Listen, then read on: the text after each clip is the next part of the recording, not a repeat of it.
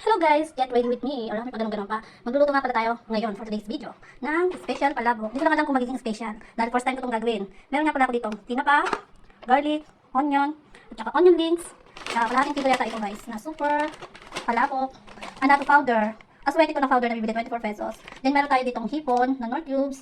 Then meron din tayong Argentina ready to use giniling. Napakamura. Napakadami pwedeng gawin dito. Pwede itong gawin lumpia, sa spaghetti, panahog, then yung patty sa burger, pwede din. Mura lang to guys. Then meron ako dito pang celery, yung cornstarch. Dahil ito natin to sa may water. Then meron akong 4 na egg, may patis. Then meron din pala ako nabiling mamasitas na palabok. Ganito siya gawin. Tatry ko lang to. Ito ay optional lang. Lalagyan lang siya ng water. Dissolve mo lang. Then meron ka na. Meron din pala akong sitcharon dito na nabili ko sa tindahan dito sa amin na 12 pesos ang isa. Kasama ko siyang sasahog. Ang topping sa ibabaw.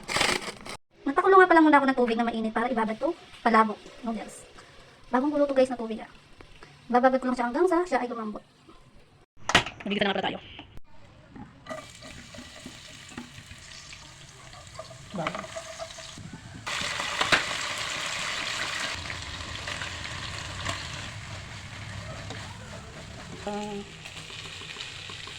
Nag-add na ako ng water. Muntik na makalimutan ng patis. Lalagay ko na rin pala yung Nor cubes na hipon.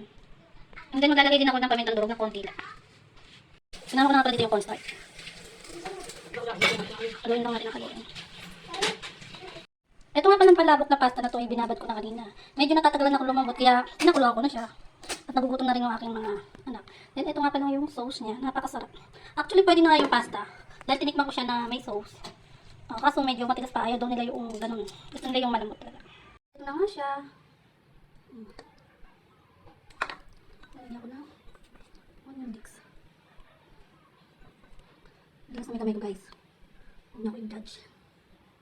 Tapos maglalagay tayo ng egg.